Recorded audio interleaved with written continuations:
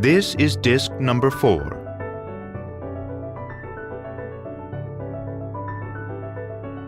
The authors then screened these for the quality of their research design and chose 36 articles of sufficient merit to include in their final analysis. They then analyzed each diagnostic rule to see how accurately the rule either spotted a serious infection or ruled it out. This systematic distillation allowed the research team to boil down a vast body of scientific evidence into a handful of high-quality rules to help primary care doctors identify or exclude specific serious infections on the spot. Convulsions, reduced consciousness, rapid breathing, and slow capillary refill turned out to be the highly reliable signals of serious infection and formed the basis of the rules. In contrast, whether a child is smiling, for example, or has unusual skin color were rejected as signals, despite their widespread use by many doctors. These indicators were just too unreliable. The resulting handful of rules let primary care doctors quickly detect the life-threatening illnesses of children before it is too late. Distilling scientific evidence into simple rules is particularly helpful when non-specialists are the intended users. California passed a law in 1999 to create a network of marine protected areas to safeguard ocean wildlife. 5 groups composed of scientists and laypeople were chosen to design this network along their own stretch of the state's 1,100-mile coastline. The designs were to be based on the best available science, but translating that science into guidelines for non-specialists was not easy. Marine ecosystems are complex. Interactions among species are poorly understood, and key variables, such as the number of fish, are hard to measure. The relevant ecological and biological science consisted of diverse studies. One study, for example, examined the effects of marine protected areas on 8 fish species with differences like travel patterns and longevity. The study considered 3 habitats, that is, drop-offs, reefs, and gradual slopes, used data collected by scuba divers, and found significant predator-prey interactions. Distilling scientific evidence from complex studies like this one into design guidelines for non-specialists put the emphasis on the most consistent findings, supported by multiple studies. Numerous studies, for example, found that mature female fish produce exponentially more offspring than smaller females. The scientists translated this research into a simple rule that took into account the travel patterns of these fertile females. Marine protected areas should be 9 to 18 square miles, a rule that gave clear guidance on the optimal size of marine protected areas. Translating scientific evidence into simple rules has another benefit. It prevents scientists and laypeople from speaking past one another. Marine ecologists, like all scientists, prefer to acknowledge the limits of their findings and qualify their recommendations. But to the layperson unfamiliar with scientific discourse, these uncertain statements sound like so much waffling. By focusing on the most consistent findings, scientists can be more comfortable advocating them without qualification as practical advice. Non-scientists receive what they want: clear guidance on action. Distilling the evidence works well when there is sufficient, high-quality evidence and when stakeholders view the situation in similar ways. There are, however, situations in which different people and organizations have their own distinct goals and even conflicting values, and there is no one right answer. In these situations, it is often necessary to develop simple rules by negotiating an agreement. Negotiating an agreement. When one of us, Don, took responsibility for overseeing executive education at the London Business School in 2008, it provided a serendipitous opportunity to develop a set of simple rules. At $50 million in revenues, executive education was tiny compared to most public companies, but it provided half of the school's cash flow. Despite its small size, executive education faced big problems when Don took over. Its ranking among competitive programs, as determined by the Financial Times, had dropped from 8th to 19th in 3 years, and the team forecast a significant budget shortfall. Half of the revenues came from 50 programs, typically 1 week long, which were open to anyone. These programs competed for scarce faculty, lecture rooms, and marketing attention. A quick analysis revealed that the top 10 programs provided 94% of all profits, the bottom 10 lost money, and 30 programs in the middle broke even. Many programs had substantial overlap, and several earned mediocre participant evaluations. It did not take a business school professor to figure out what to do: prune the portfolio. The issue was how. Faculty members often viewed their own programs with all the objectivity of proud parents gazing at their firstborn child. As a fellow professor, Don lacked the carrots, bonus or stock options, and sticks, demotion, that a CEO might employ. The key to moving past the political impasse was shifting the debate from which programs should we run to what simple rules should we use to decide which programs to run. The executive education team met with faculty members, explaining the financial situation and drop in rankings, and asked the professors what guidelines they would suggest to manage the program portfolio. The team emphasized that they were aiming for a general set of rules that would apply to every program. The professors argued with one another, but ultimately converged on a handful of robust rules that would work across many situations. A program had to 1. Meet an annual profit threshold, 2. Fill 2 week-long programs per year, 3. Achieve a target level of participant satisfaction, and 4. Avoid overlap with other programs in the portfolio. The team used these 4 rules to decide which programs to add, grow, and cut.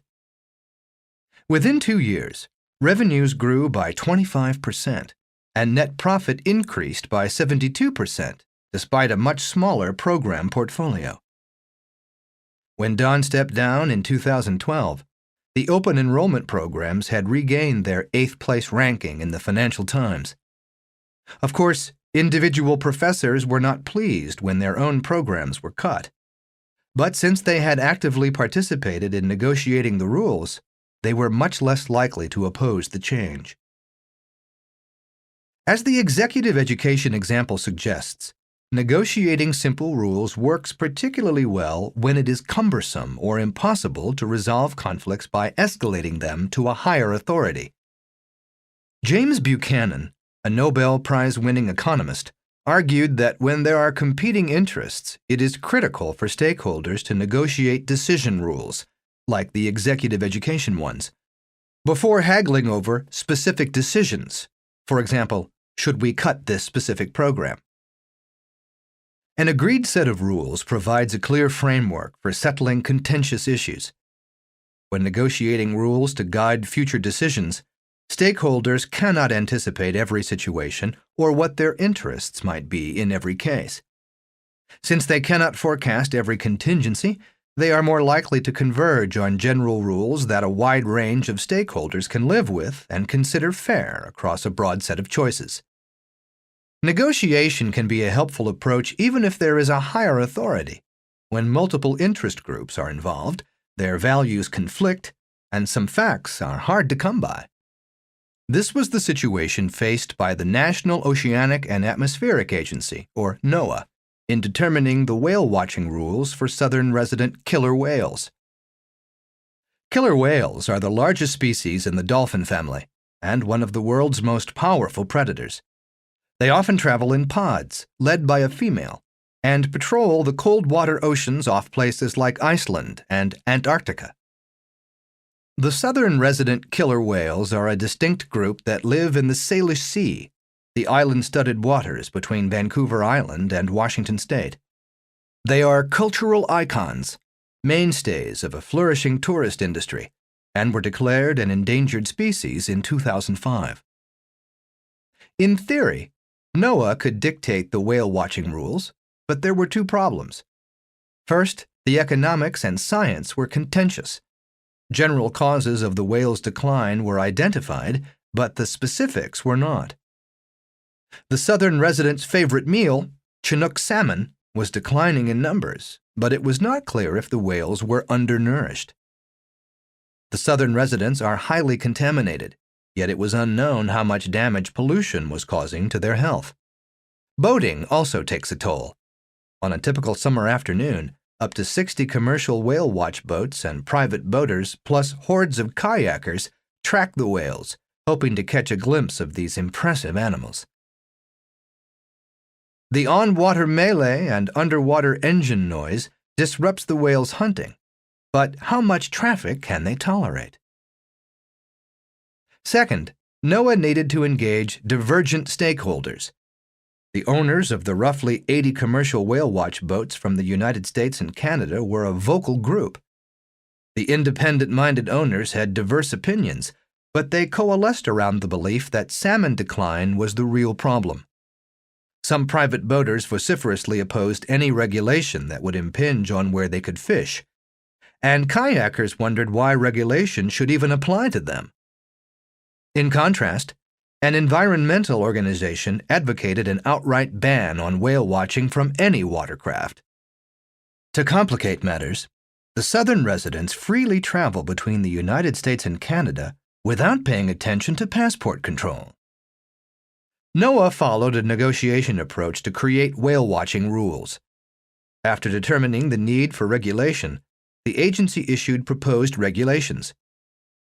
NOAA had to weigh both the southern residents' health and economic concerns. NOAA is in the Department of Commerce. The agency considered options, from banning vessels for a 10-mile stretch of coast to regulating boat speeds and kayaker access.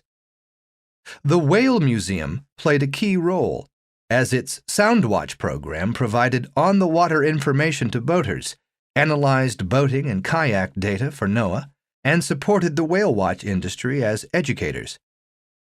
NOAA gathered further citizen input and developed alternatives that crystallized trade-offs between whale protection and public use. NOAA settled on a single whale-protecting rule that was explicitly simple to understand, enforceable, and accomplished the goal of helping the whales. All boats must stay 200 yards away from the whales and 400 yards out of their path. The science and economic analyses underlying these rules were not perfect, and no stakeholder got dream rules, but the negotiated process made the rule more likely to be followed. Now that we've seen the various ways people create simple rules, we're going to walk through the process for systematically crafting better simple rules. We'll start by looking at how this process works for businesses before translating the rule creation steps to everyday personal challenges. 5. Strategy as simple rules. Yoni Assia was only 24 years old when he founded eToro with his brother and a college friend, but software was in his blood. Yoni's father, David, was a co-founder of the first Israeli software company to list on the NASDAQ.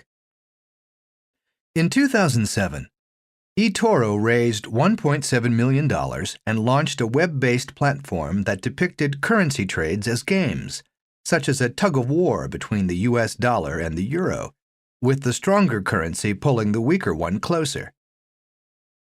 eToro's founders discovered that the game-like interface was attractive for neophytes, but lacked the functions that more experienced traders demanded. 2 years later, they upgraded their platform, but still failed to attract many experienced traders, who saw it as a Me Too product.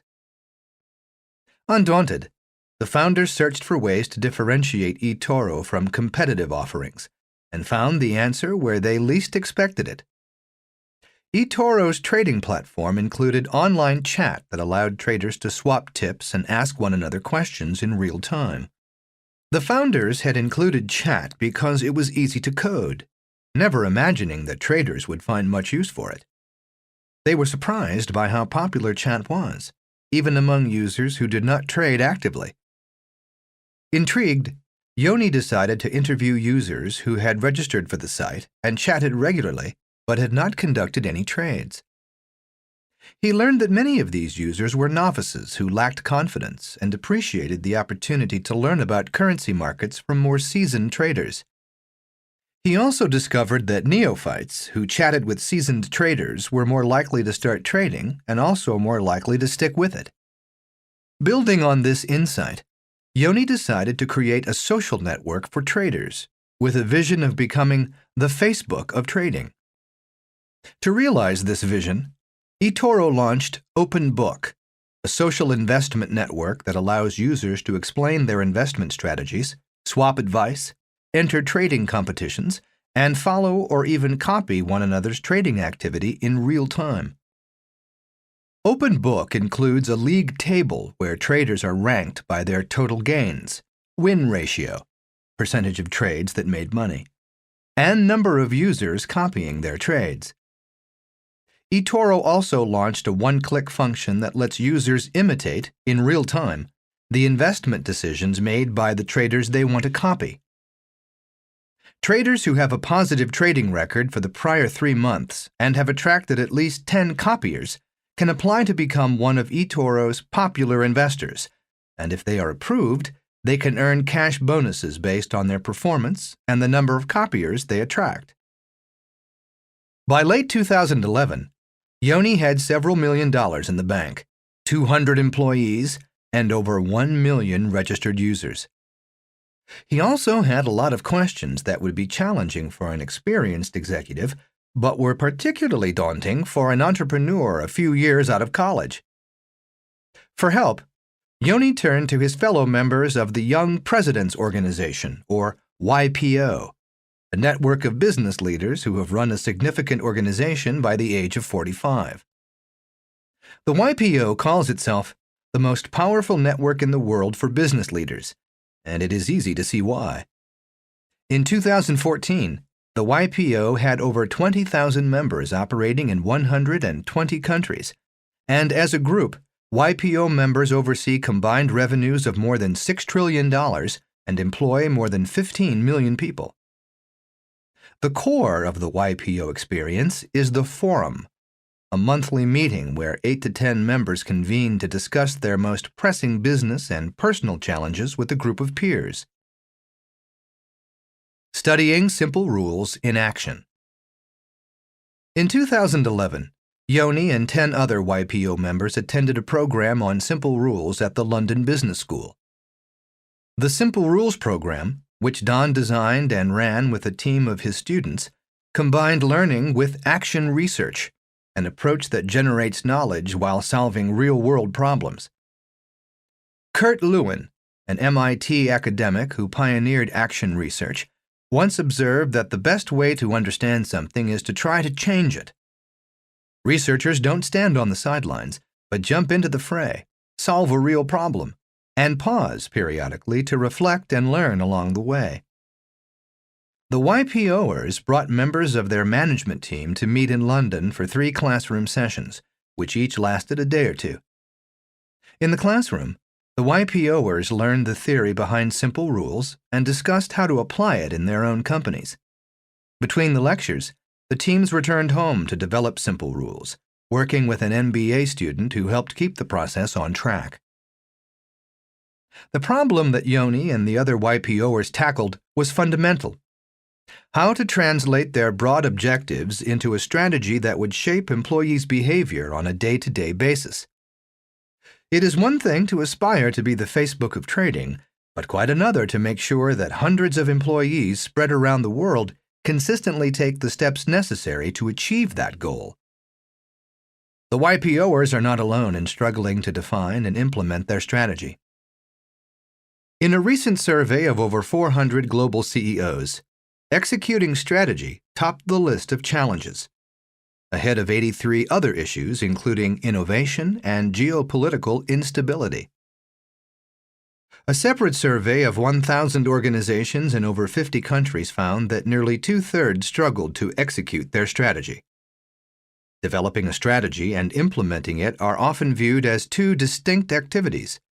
First, you come up with the perfect plan, and then you worry about how to make it happen. This approach, common though it is, creates a disconnect between what a company is trying to accomplish and what employees do on a day-to-day basis. Strategy and execution, in our view, cannot be separated because they represent two sides of the same coin. Our 2001 Harvard Business Review article, Strategy as Simple Rules, argued that companies can close the gap between strategic intent and day-to-day action by adopting a strategy of simple rules, applying a handful of guidelines to a critical activity or decision within the organization. A strategy of simple rules provides the flexibility to seize opportunities, produce good decisions when data and time are scarce, and help the various parts of an organization coordinate their activities to achieve common objectives. The YPO program was designed to help executives and entrepreneurs develop a strategy of simple rules for their own companies. More than 36 companies participated over 4 iterations of the Simple Rules program between 2011 and 2014.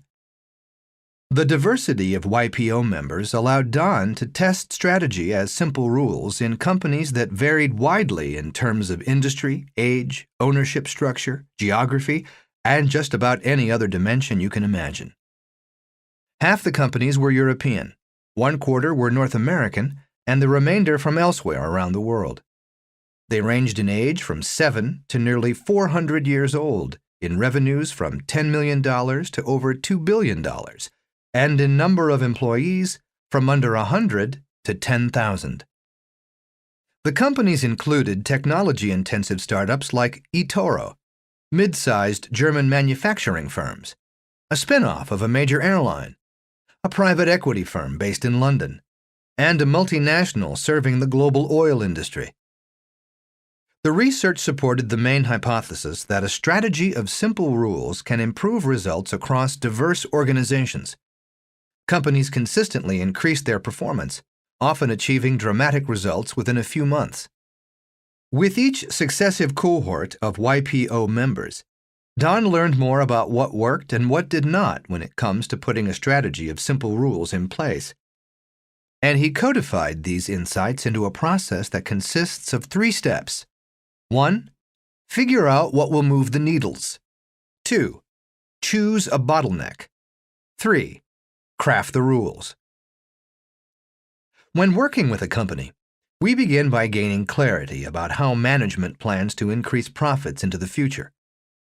We advise people to visualize corporate profits as the gap between 2 parallel needles, an upper needle that corresponds to revenues and a lower needle that tracks costs.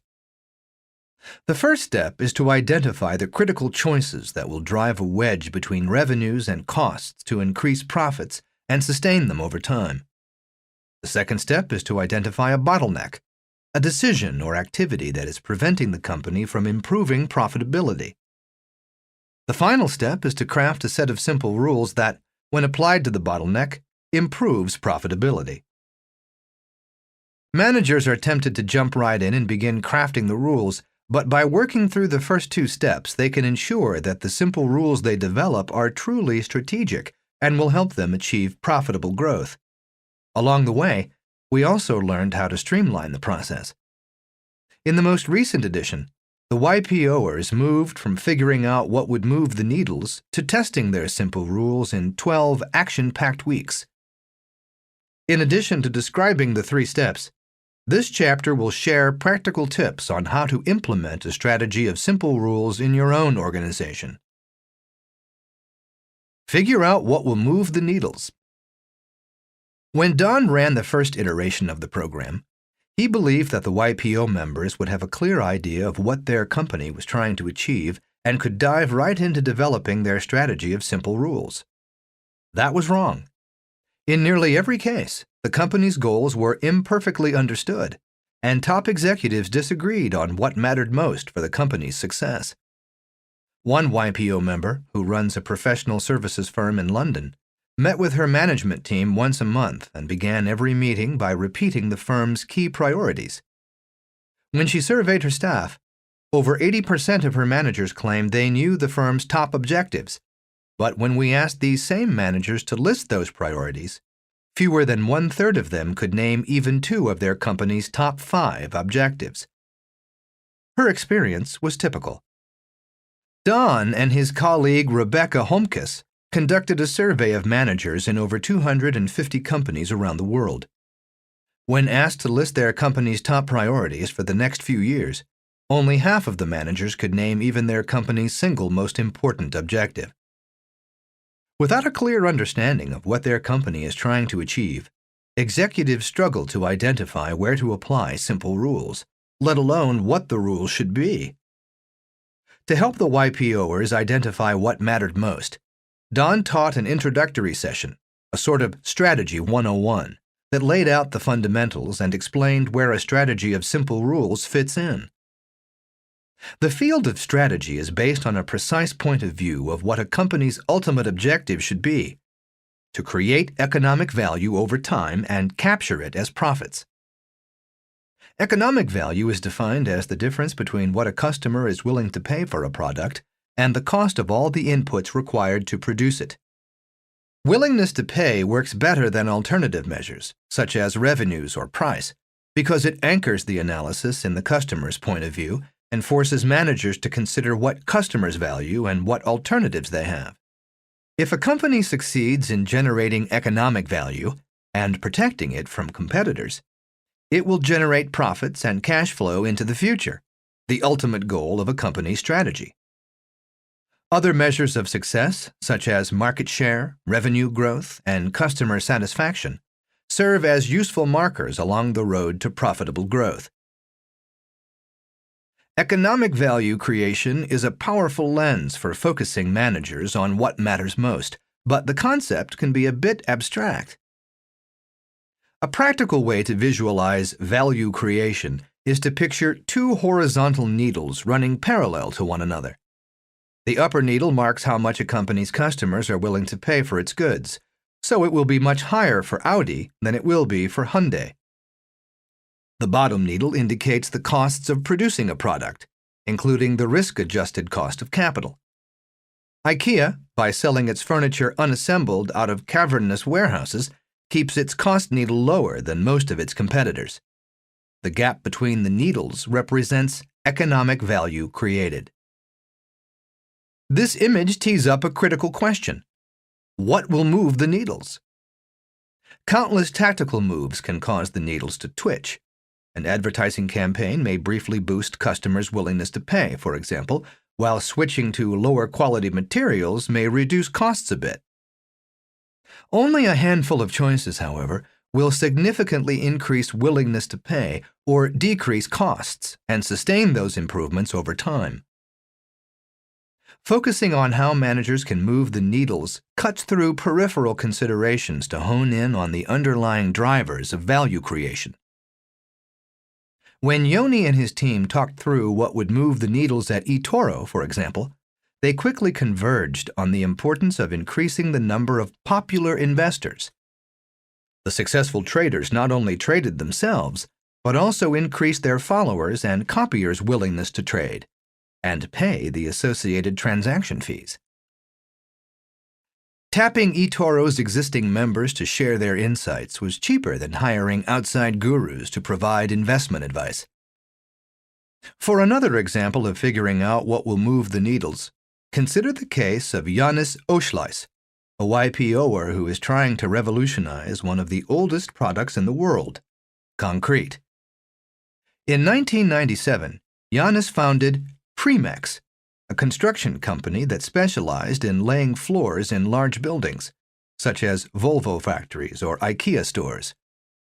Within a decade, he had operations throughout Northern Europe. As he was expanding his business, Janis grew dissatisfied with the concrete currently in use, which was prone to cracking, required a thick layer to provide the required strength, and was very environmentally unfriendly. The production of cement, the ingredient that causes concrete to harden, is the 3rd largest producer of man-made carbon dioxide in the world. When Janis looked for better alternatives, he learned that concrete was ancient. The early Egyptians invented it. And ubiquitous, second only to water in terms of per capita consumption. What cement was not, however, was a hotbed of innovation. When Giannis could not find any alternatives to the traditional product, he set about trying to improve concrete himself, hiring a team of researchers and partnering with universities. In his quest for ideas, Giannis scoured ancient texts where he learned that Roman engineers added horsehair to strengthen their concrete and blood to withstand freezing temperatures. By embedding steel fibers, the modern equivalent of horsehair, within a fortified concrete matrix, Premex developed a proprietary concrete that allowed customers to use less cement, avoid cracking, and cut carbon dioxide emissions by half. When Giannis joined the Simple Rules program, he worried that top executives diverged on the direction the company should pursue, and their disagreement created what he described as a constant source of mild frustration. One can't believe the company should serve its current customers in Scandinavia, leverage the company's existing labor force and reputation for excellent service, and grow by offering existing clients a wider range of products. Another faction argued that Premex should focus on licensing its innovative concrete globally, perhaps getting out of the company's legacy contracting business altogether. Both alternatives had strong proponents within the company, who competed for scarce cash, talent, and management attention. As a result, the two camps were pulling Premex in different directions at the same time. Several of the YPO companies struggled with fundamental disagreements about what the company should be doing, confusing employees and dissipating scarce resources. These disagreements were particularly common in companies like Premex, where an innovative product opened up new possibilities, or when changes in the market rendered old ways of competing less viable.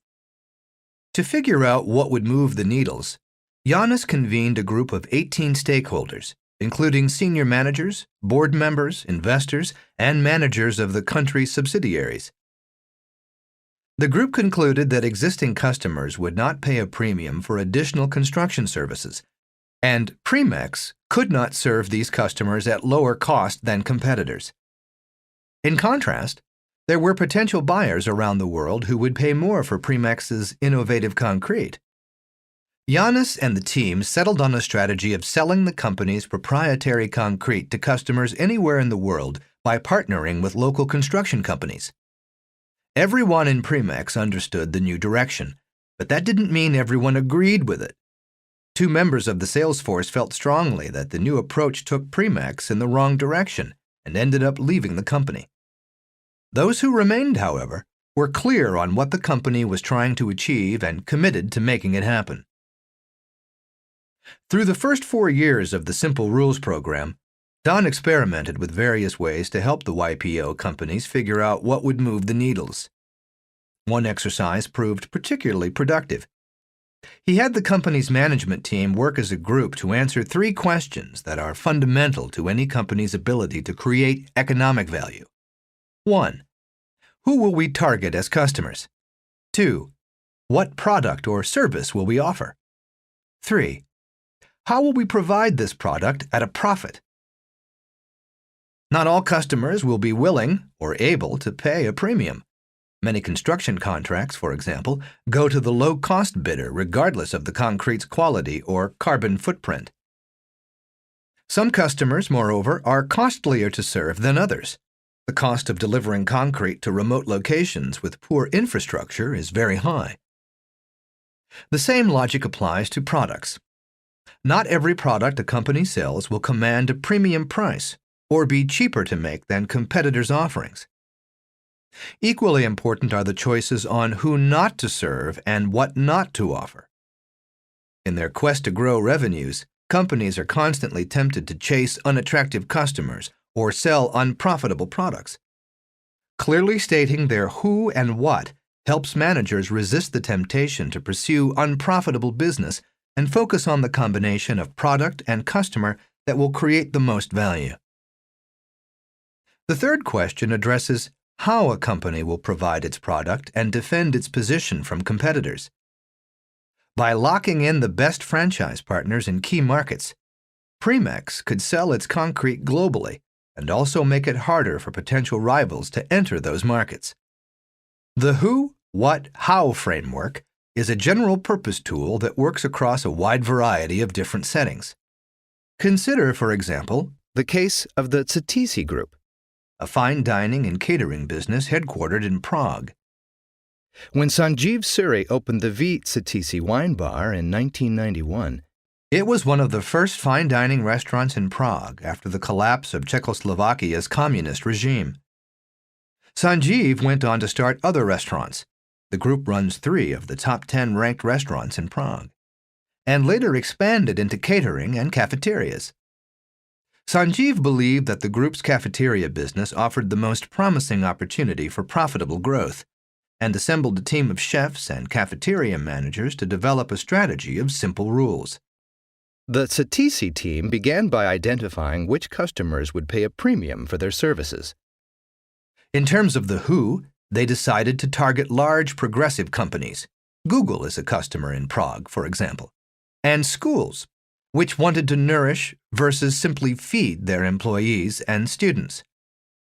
Working through the exercise, the team defined the what as food that promotes balanced, healthy eating, and the how as preparing tasty meals on-site from fresh, natural ingredients. Clarity on what will move the needles is a necessary prelude to developing a strategy of simple rules. Crystallizing your who, what, and how defines which game you are going to play. Yannis, for example, decided to sell innovative concrete through global partners rather than remain a contractor in Northern Europe, while Sanjeev opted to differentiate Cetisi by providing healthful meal options using fresh ingredients. Once you know what game you are playing, you still need a strategy to win. This is where simple rules come in. Simple rules applied to a critical bottleneck embed insights about value creation into the heart of the organization and shape a company's most important activities on a day-to-day basis. Identify a bottleneck. When it comes to implementing a strategy of simple rules, pinpointing the precise decision or activity where rules will have the most impact is half the battle. We use the term bottleneck to describe a specific activity or decision that hinders a company from moving the needles. At eToro, for example, the key bottleneck was the scarcity of popular investors who could attract lots of followers and copiers. The term bottleneck comes from engineering and refers to a component that limits the performance of the larger system. The slowest step in an automobile assembly line, for example, is the bottleneck that sets the pace for the overall manufacturing process. The best bottlenecks to focus on share 3 characteristics. First, they have a direct and significant impact on value creation. What moves the needle will vary from company to company, and so should the chosen bottleneck. For example, Collar Capital, a private equity firm in London, chose the process for screening job applicants, while Filigran Trägersystem, which manufactures steel girders in Germany and Poland, selected its monthly steel purchasing decisions. Second, chosen bottlenecks should represent recurrent decisions rather than one-off choices, so the rules can be tested, refined, and used many times. At Primex, the choice of licensing partners was a good candidate for simple rules. In fact, it is what they chose. While the one-time decision to shift from contracting to licensing their innovative product did not lend itself to simple rules. Finally, bottlenecks, as their name implies, arise when opportunities exceed available resources. Typical examples include mergers and acquisitions, new product development, capital budgeting, and new market entry. In any organization, there will be dozens of activities or decisions that could be improved by simple rules, but it is essential to select a single bottleneck that simple rules will guide.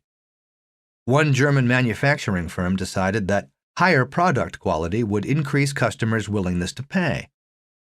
Disregarding our advice, the company developed a set of broad principles meant to cover any activity, anywhere in the organization, that might impact quality. The resulting rules, such as recognize and reward good practices in improving quality, and "Don't make promises that cannot be kept," were too abstract to provide useful guidelines on any specific activity or decision, and they were largely ignored by employees. Focusing on a critical bottleneck, in contrast, can pay off.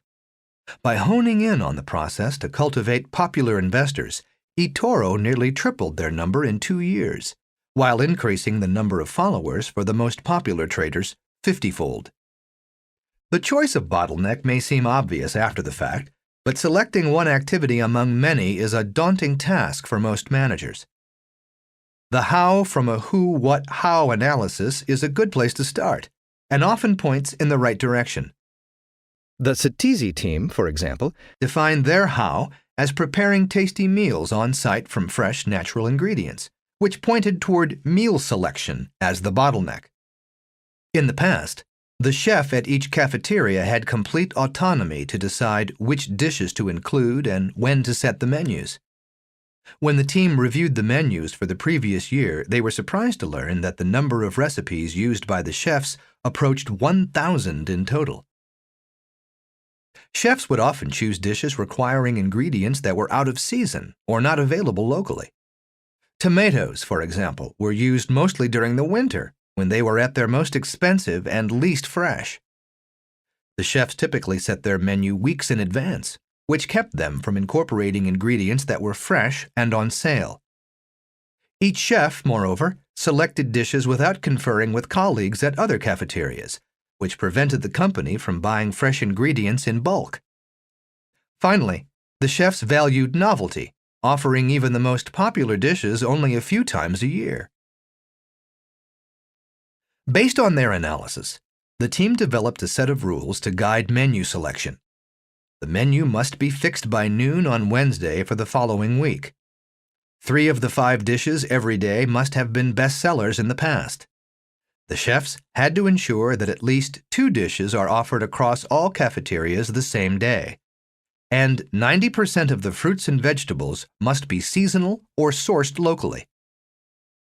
Within a few months of adopting the new rules, revenues increased by 1/3 and profits doubled. The strategy of simple rules also provided a platform for future growth, and Satisi tripled the number of cafeterias it served in 18 months. A company's how will often point to a broad process, such as marketing and sales or new product development, crucial to creating economic value. These overarching processes consist of several discrete steps, each of which is a candidate for simple rules. Several of the YPO companies used a flowchart to break a process down into its distinct steps. By plotting key activities and decisions in the process, it is easier to pinpoint the precise spot where simple rules can work their magic. This was the approach taken by Grupo Multimedia, Mexico's leading provider of installed multimedia systems, such as in-home cinemas and corporate video conferencing facilities. Federico Bassoni and his team quickly focused on the sales process, which they broke down into 4 distinct steps. 1. Discover and qualify opportunities. 2. Develop a pre-proposal. 3. Design a solution. And 4. Conduct pre-sales planning. Next, they analyzed, for the first time, the distribution of projects by step in the sales process. They were shocked to learn that more than 70% of the projects were stuck in the design stage, waiting for engineers to create proposals, most of which were customized for each customer. Federico knew that his design engineers were busy, but so was everyone else in the company. This analysis revealed that design was the key bottleneck limiting profitable growth. Not only were the design engineers stretched thin, their win ratio wasn't great either. Only 1 in 6 of their proposals resulted in a sale. The team decided to develop simple rules to determine when to invest the time and effort to design a solution and when to offer an off-the-shelf product instead. When searching for the right bottleneck, it helps to look for a critical activity where the number of opportunities exceeds the available resources, such as when sales opportunities outstrip a company's ability to meet demand. Consider Weimar Maschinenbau, a German company that produces machines for processing plastics, wood, and metal to make these materials easier to recycle. In a typical year, Weima receives approximately 10,000 requests from customers, but only has the capacity to sell around 1,000 products. Weima's managers had tried using a detailed checklist of more than 40 criteria to prioritize customer requests. The sales representatives and distributors balked at the checklist, which they viewed as too complex and time-consuming to use, and passed most proposals on to headquarters for review. As a result, Weima's top management spent hours each week sifting through stacks of proposals. Inspired by the simple rules of battlefield triage, Martin Fritz, Weima's managing director, decided to apply a similar approach to quickly sort sales opportunities. He convened a team which developed 4 boundary rules to screen customer requests for any product that required customization. 1. Weima must collect at least 70% of the price before the unit leaves the factory. 2. Any product discount can be no more than a set percent. 3. There can be no hidden costs of installing and servicing the machine, for example, extreme climate, dangerous political environment. And 4. Weima must have sold and tested a similar product in the past 12 months. If a customer request cleared these hurdles, it was fast-tracked for immediate production. Any request that failed to clear more than 2 hurdles was rejected. If a customer request violated 1 or 2 rules, it was forwarded to top management for review. Choosing external partners is another bottleneck where opportunities often exceed a firm's capacity to pursue them. After Primex won an industry award for innovation at a Las Vegas trade conference, over 100 contractors approached Giannis about a potential partnership. The time required to select, train, and support partners meant that Primex could enter into only a handful of new relationships every year. How to choose? In the past, Primex had selected partners without any guidelines, and more than half of these partnerships failed. Giannis convened a team to develop the rules to pick partners. To avoid cannibalizing the company's existing operations, they adopted a rule that no partners would be sought in countries with existing Primex subsidiaries. Another boundary rule specified that potential partners must have a laser screed machine, a machine that lays concrete using lasers to ensure precision. Ownership of this state-of-the-art piece of equipment served as a reliable proxy for a potential partner's size, technical expertise, and commitment to quality. The team also formulated 2 timing rules. To ensure that the Primex relationship was a high priority for the partner, they had to start a project within 3 months of signing a contract. To ensure Primex did not have too many new relationships at once in its first year, the team developed a rule that the company would maintain a gap of at least 3 months between adding new partners. Using simple rules, Primex increased the success rate of partnerships to over 80% and quadrupled its licensing exports within a year. Decisions that require coordination across different departments or teams are another good place to look for bottlenecks. A company's most important activities, like developing new products or providing customers with integrated solutions, require different parts of the business to work together.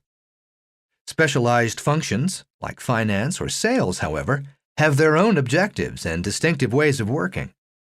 As a result, department managers often end up arguing or talking past one another, rather than getting things done. Simple rules can provide a framework that helps managers from different departments make decisions, even difficult ones, more quickly and effectively. Consider, as an example, the VLS Group, a European provider of logistics to the chemical industry, which traces its origins back to 1616 as a storage facility for the Dutch East India Company. When Sandrine Monsma became the CEO in 2010, she joined a company that had been hit hard by the global economic crisis. To return the VLS Group to profitability, Sandrine worked with leaders throughout the company to identify major projects that could improve operations and generate cash.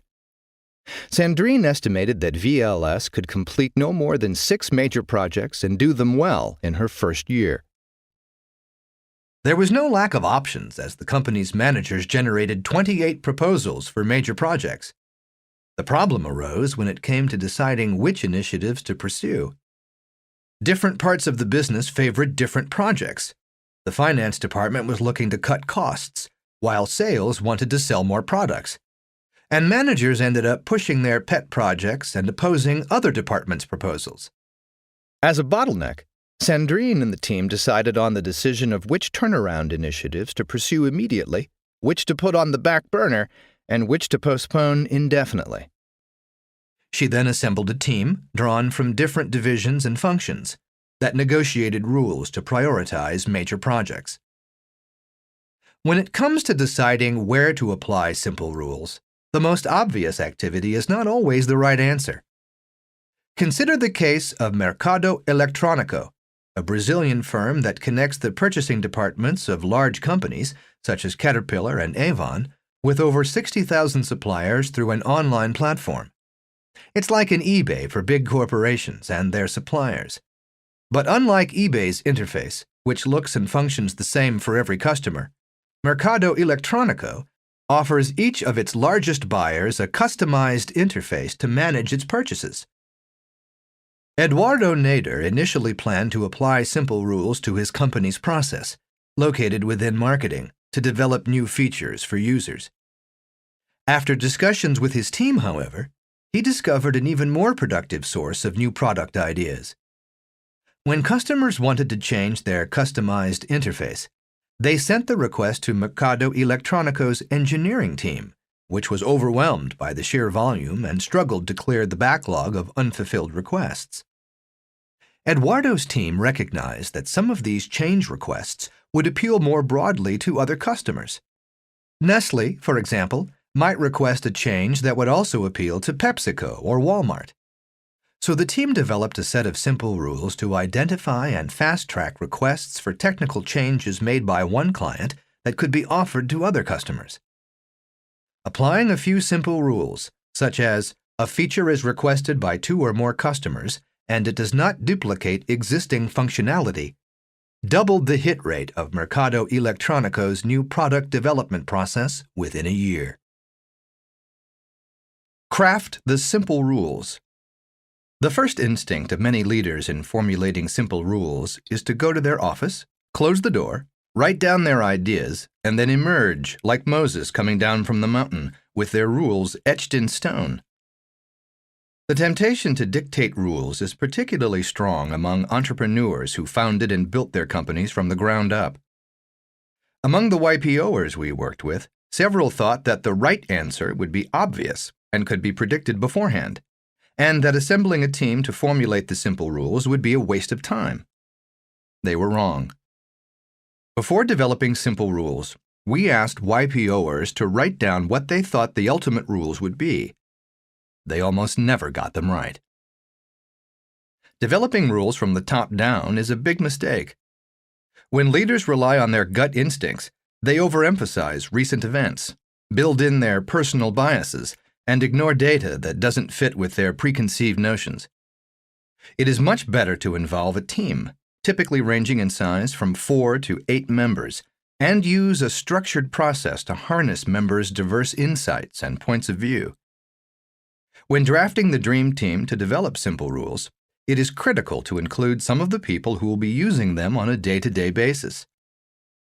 At eToro, Yoni picked a few account managers responsible for cultivating popular investors to help develop the rules, while Martin asked Weima's sales representatives to help develop the rules for screening customer requests. Having users make the rules confers several advantages. First, they are closest to the facts on the ground and best positioned to codify experience into usable rules. Because they will make decisions based on the rules, they can strike the right balance between guidance and discretion, avoiding rules that are overly vague or restrictive.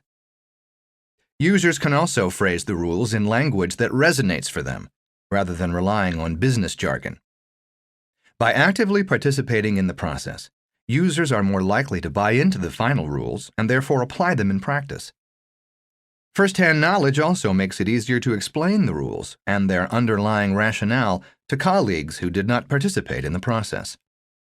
A close look at Herkimer Corporation reveals how companies can craft simple rules. In 2011, Victor Belmondo took over the Middle East and Africa business of Herkimer, a global supplier of specialized products to the oil industry, with over 10,000 employees and $2 billion in revenues. Victor was responsible for the operational and financial performance of a unit that encompassed 81 countries. More than 400 people reported directly to him, and Victor also needed to coordinate his team's efforts with colleagues in corporate functions, such as finance and the legal department, that did not report directly to him. "When I joined the company, people talked a lot about strategy," Victor recalled, "but nobody could tell me how we made money. We were trying to be all things to all people, and it wasn't working." Victor worked with his management team to group Herkimer's customers into 3 buckets based on the country where they operated. 7 countries were designated as strategic and would be the focus of Herkimer's efforts. 3 were put on a watch list for possible upgrading in the future, and the remaining 71 countries were designated as opportunistic, where sales could only be made under very favorable terms. The team also identified those products where Herkimer could charge a premium and labeled these the company's product sweet spot. After clarifying the who and what, Victor and his management team chose the decision of whether to bid on projects as their bottleneck. Preparing a proposal involved substantial pre-engineering and compliance work, often required site visits to remote locations, and typically cost tens of thousands of dollars. The sheer volume of work overwhelmed the proposal team and produced a win rate of less than 10%. Deciding on whether to bid or not involved users from 5 different departments, and Victor included representatives from each unit on the team that would develop the simple rules. Rather than dictating from on high, in devising simple rules, senior executives should ensure that everyone is on board, maintain momentum, and keep the process on track. Victor handpicked the team and spoke to each member in person to explain the process and answer any questions in advance. Stefano Tacconi, a lecturer at the London Business School, interviewed each team member before the Simple Rules workshop and asked them to generate a handful of rules that they believe the company should use when deciding whether to bid on a project. To come up with their rules, each team member walked through examples of projects where Herkimer's bid had proved particularly successful or unsuccessful. The interviews generated a list of 57 rules, which provided the raw material for developing the final Simple Rules. The team met for a full-day workshop to distill the 57 rules down to a handful agreed upon by the team as a whole. Victor kicked off the meeting by reviewing which customers and products were most profitable, explaining why the bidding process had been selected as a bottleneck, and outlining the process they would follow to develop and test the rules. Stefano, who facilitated the workshop, then guided a discussion where the team used Post-it notes to group similar rules. Within an hour, they identified several overarching categories of rules, such as type of equipment, strength of relationship with customer, and potential for aftermarket sales. They then proceeded to discuss and negotiate with one another which rules were most important, and by the end of the day had agreed upon 7 boundary rules for selecting which projects warranted a bid. Testing the first cut rules is critical to ensure that they work. After the workshop, 3 of the Herkimer team members agreed to test the rules against 20 historical deals to see whether the initial rules would have selected promising requests and screened out unattractive ones. At the same time, the team tested the rules as guidelines to evaluate current customer requests. The rules on technical and commercial complexity proved to be overly open-ended, requiring a significant amount of additional data collection and analysis, which did not add much insight. Team members also found that 7 rules was too many when it came to maintaining focus on the most important factors.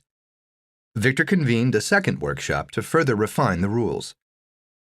The team decided to drop 2 rules and tweak the wording of the remaining 5. The company considers its precise rules proprietary, but they focus on whether the opportunity fell into the product sweet spot, whether it was in a strategic country, whether Herkimer had previous experience with that type of project, the strength of the relationship with the customer, and the resources required to complete the project. A project that conformed to all of the rules was put on the fast track. If a project violated the country and product criteria, the company declined to bid. The remaining bids were forwarded to senior management for further consideration. Within a year of implementing the rules, Victor's unit won half of the projects it bid on, up from under 10% before the rules were implemented. Sales were up over 20%, and profits more than doubled. Victor was promoted, and he extended the strategy of simple rules to other operations in the company. It is critical to test your first-cut rules in a rigorous fashion and refine them in light of your findings. Unfortunately, many managers shortchange this critical step. Frontier Dental Laboratories, in contrast, is an example of a company that did a good job of testing and refining its preliminary rules. Paulo Calaw, a microbiologist turned entrepreneur, started acquiring dental laboratories at the age of 29 and sold his company 9 years later. When he joined the YPO Simple Rules program, Paulo had purchased Frontier Dental Laboratories, which produces crowns, inlays, and veneers to restore damaged teeth. Frontier's 12 sales representatives covered the entire North American market, with nearly 200,000 dentists. Members of the sales force spent their days trying to talk to potential customers. This is a tough job because the typical dentist may have 2 or 3 patients sitting in a chair at any point in time, and a receptionist whose life's work is making sure no one disturbs the dentist. The sales representatives were always busy, but not particularly productive. In a typical day, a rep would contact 20 dental offices, talk to 1 or 2 dentists by phone, and arrange a second meeting with under 5% of the dentists they reached. In the end, they had to approach a few hundred dentists to land a single sale. To increase the company's profits, Paulo wanted the sales force to focus its efforts on the best prospects and assembled a team to develop simple rules to prioritize potential customers. They began by analyzing their database of current and past customers and discovered that 10% of their customers accounted for over half of the company's revenues. The team was charged with developing a set of simple rules to identify the ideal dentist. Following a process like Herkimer's, the team developed an initial list of 9 rules, which identified dentists who owned their own practice, were between 35 and 55 years old. Younger dentists were still building their practices, while older dentists often scaled back their hours.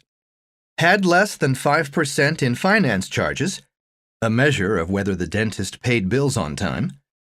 Provided at least $10,000 in business every year, a measure of steady volume.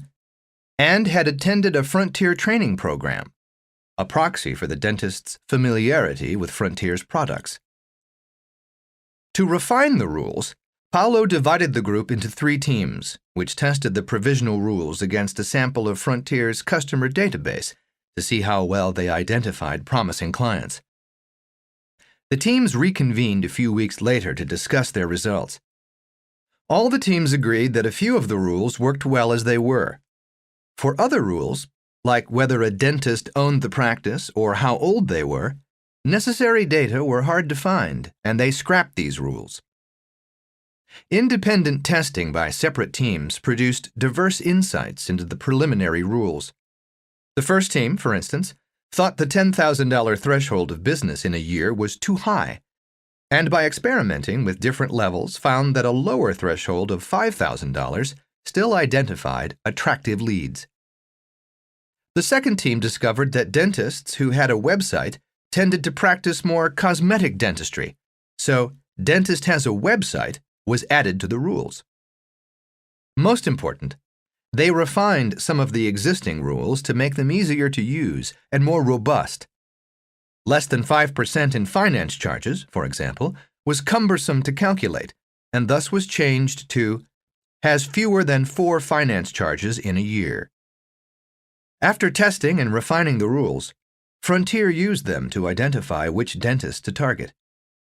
The sales force shifted its approach from trying to squeeze in as many visits per day as possible to investing the time to build a relationship with the dentists who were most likely to buy Frontier's products. The results were dramatic. Using the rules to prioritize potential customers, Frontier was able to sell to 2 out of every 3 dentists they targeted. Within a year of implementing the rules, the company had increased sales 42% despite a declining overall market. More impressive, they achieved these results with 2 sales representatives versus the 12 required to generate lower revenues before the simple rules were adopted. Where does strategy live in a company? Too often, a company's strategy sits on a shelf, gathering dust. A strategy that doesn't influence critical decisions on a day-to-day basis, however, is not a strategy. It is a book report. Strategy as simple rules provides a vital alternative. Strategy, in our view, lives in the simple rules that guide an organization's most important activities. They allow employees to make on-the-spot decisions and seize unexpected opportunities without losing sight of the big picture. The process you use to develop simple rules matters as much as the rules themselves.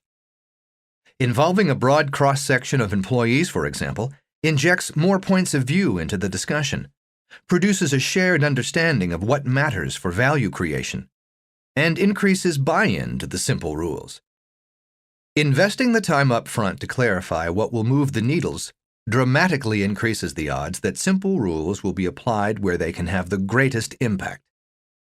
Don developed the process to implement a strategy of simple rules across a diverse range of companies, and it has proven to be remarkably robust in other settings as well. We have used it successfully with companies outside the YPO, early-stage startups, not-for-profits, and universities. Most surprisingly, people were so excited about the approach that they brought it home with them to develop simple rules for their personal lives. The next chapter describes how you too can use the 3-stage process described in this chapter as a structured approach to develop simple rules to achieve your own most pressing objectives. 6. Getting personal. We originally designed the 3-step process for developing simple rules to help businesses increase their profits. The same approach can, however, be applied at the individual level to address personal challenges. The power of simple rules in personal life became clear to us in an unexpected place, a Chinese restaurant near London's Baker Street, where Don was hosting a group of young President's Organization members at the end of the Simple Rules program. By the second course, the conversation had turned from business to how the participants applied lessons from the program to their personal lives. As we went around the table, one YPOer described how she developed rules to help her son with his math homework, another for selecting movies that he and his wife would both enjoy, and a recently divorced YPOer explained how he crafted rules to decide whether to go on a second date with someone. It turns out that the process outlined in the last chapter works as well at home as it does in the office. In a subsequent iteration of the program, Don introduced a session on making simple rules personal, which turned out to be a great hit. The process of developing personal rules, like its professional counterpart, consists of 3 steps. 1. Decide what will move your personal needles and increase the gap between what energizes you and what stresses you out. 2. Identify a bottleneck that keeps you from creating personal value. And 3. Develop simple rules that work for you. We developed a set of questions to guide people through the process and looked at common challenges and practical tips for overcoming them. In this chapter, we will walk you through the process and tell the stories of how 3 people developed simple rules for very different situations: dating online, managing depression, and becoming more charismatic. Their names and certain identifying details have been changed to ensure their anonymity. Determine what will move the needles for you. In companies, economic value is clearly defined, the gap between customers' willingness to pay and costs, and relatively straightforward to measure through cash flow and market capitalization. Defining and measuring personal value, in contrast, is a notoriously difficult task, and one that has occupied philosophers for centuries. While characterizing the meaning of life is difficult in the abstract, identifying concrete areas that will add personal value is quite manageable from a practical perspective. In many cases, people have a clear idea of which aspect of their lives they would like to improve. If not, there are a few tricks for helping you to hone in on the areas of your life that could benefit most from simple rules. We found it helpful to use the imagery of moving the needles introduced in the last chapter. Strategic improvements can come from two sources. You can raise the top needle by doing more of what makes life worth living, such as spending time with your children, for example, or contributing to your community. Increasing these activities will enhance your sense of well-being, happiness, and self-esteem. You can also create personal value by lowering the bottom needle, which represents problematic areas, such as money worries or poor health, that prevent you from getting the most out of life. Mitigating these negative aspects of life can reduce stress, anxiety, or fear. Personal value consists of the gap between those activities that bring you the most happiness and those that keep you from enjoying life to the fullest. As with business, there are many small steps that can cause the needles to twitch, but relatively few strategic changes that can drive a wedge between the needles of joy and suffering and hold them apart for a sustained period of time. It is pretty straightforward for most people to identify strategic improvements in their lives, which range from diet to dating, from work-life balance to getting rich, from enjoying a more fulfilling social life to taking more me time. The only thing these choices have in common is that when selected, they produce an aha moment of recognition that could significantly increase happiness or decrease stress over an extended period of time. Strategic life areas resonate deeply with the user. You want to improve them. The questions below can help you decide where to start. What aspect of your life do you most want to improve? What are the first 3 things that come to mind? What activities bring you the greatest happiness and sense of well-being? How could you spend more time on these? Which aspects of your life cause you the most fear, stress, or anxiety? How could you decrease these? If you look back in 5 years, what will you regret not changing? What will you regret if you look back from your deathbed? How might a trusted friend, spouse, or loved one answer these questions for you? It would be useful to ask them. It is helpful to list more than one area for improvement, as some will be more suitable for simple rules than others. 3 to 5 is typically enough to get started. The first cut of this exercise often produces a list of very general values, such as family, wealth, and health. This is a good start, but it is easier to identify a bottleneck if you can translate these broad areas into more concrete and measurable objectives that will move the needles for you. In this stage, it is helpful to be as specific as you can on what you want to achieve. For instance, eat better might be refined into lose 20 pounds, increase energy, or eat to manage blood sugar. These are very different objectives that will require, in all likelihood, different simple rules. Find the right bottleneck. After you have selected an area you would like to improve, it is time to choose the bottleneck where you will apply simple rules. Like their business counterparts, personal bottlenecks refer to a specific activity or decision where simple rules can exert the greatest impact in helping you move the needles. A bottleneck provides the focal point for the simple rules, and by managing the bottleneck, the simple rules should create personal value. The best personal bottlenecks are strategic in the sense that addressing them will help you create and sustain personal value. Simple rules can be productively applied to dozens of personal activities, but it takes time and effort to develop, test, and refine them. This effort is best expended on an activity or decision that will produce the biggest bang, in terms of your personal happiness, for the buck.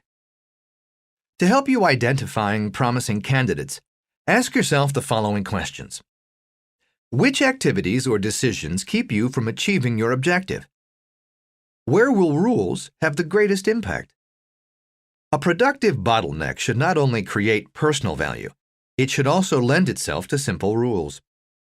The best candidates are recurrent activities versus one-off decisions, so the investment in developing rules can be recouped over many applications of the rules. A good bottleneck might be how a couple handles disagreements over money or divvies up household chores, rather than the one-time choice of whom to marry in the first place. Activities and decisions that you repeat on a daily or weekly basis also yield data to measure how well your rules are working and refine them based on what you learn. Simple rules work particularly well in situations where the number of alternatives exceeds available resources, such as making investment decisions, deciding which home repairs to make, or choosing how to spend limited free time. Simple rules work best with activities that require flexibility, such as deciding what to eat, for example, or disciplining your toddler.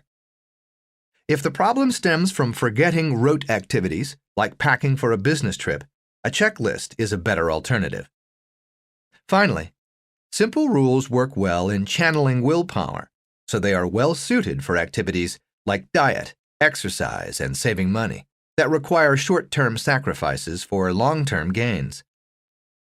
Bottlenecks do not have to satisfy all of these criteria, but the more they meet, the more likely they are to benefit from simple rules.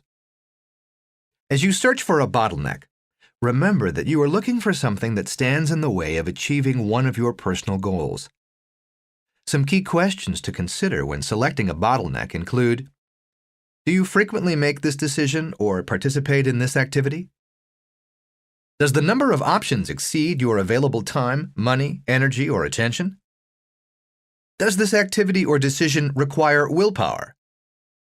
Does this activity or decision require some flexibility?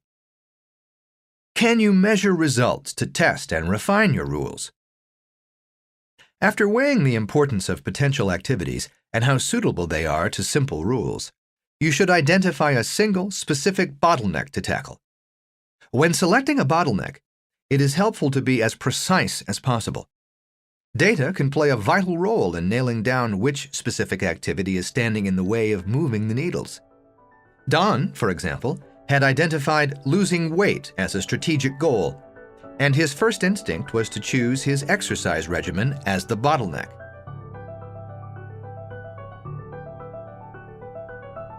This is the end of disc number 4. Please insert disc number 5.